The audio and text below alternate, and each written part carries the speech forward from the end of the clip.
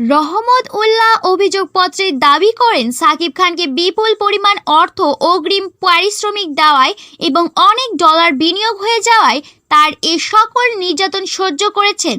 তারা চেয়েছিলেন কাজটি যেন শেষ হয়।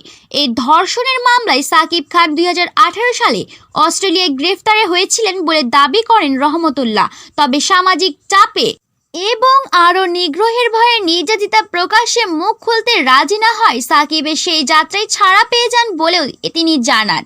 এই অভিযোগের ব্যাপারে সাকিব খান ও আশিকুর রহমানের বক্তব্য জানতে একাধিক মাধ্যম যোগাযোগ করেও কোনো সাড়া পাওয়া যায়নি। তবে সময় সংবাদকে রহমতুল্লাহ বলেন, আমরা এতদিন চেয়েছিলাম সমঝোতার মাধ্যমে সবকিছু মিটমাট করে ফেলতে, কিন্তু তা করেননি সাকিব খান। আমাদের ছবিটির বাজেট ছিল 4 কোটি টাকা।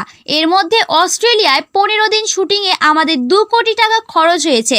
এখন এ টাকা ফেরত দিক অথবা ছবি শেষ করে দিক, কিন্তু উনি তার কিছুতেই করছেন না। আপনাদের সঙ্গে চুক্তিতে কি ছবি শেষ না হলে বাজেটের টাকা ফেরত দিতে হবে এমন কোনো শর্ত ছিল কি না এমন প্রশ্নে তিনি বলেন, না তা ছিল না।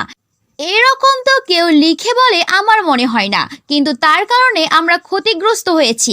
এর ক্ষতিপূরণ দিবেন না তিনি, বলেন রহমতুল্লাহ। সাকিবের সঙ্গে কত টাকা পারিশ্রমিকের চুক্তি হয়েছিল তাও জানতে পারেননি এ প্রযোজক। তিনি দাবি করেন সাকিব বেশ কয়েকবার তাকে শিডিউল দিয়েও শুটিং করেনি। তার ধর্ষণের মতো গুরুতর অভিযোগের প্রমাণপত্র দিতে পারবেন কিনা এমন প্রশ্নে রহমতুল্লাহ বলেন, বিষয়টি আমার আইনজীবী দেখছেন, তার কাছে সব কিছু আছে, তার সঙ্গে কথা বলে আমরা আপনাদের তার সরবরাহ করব।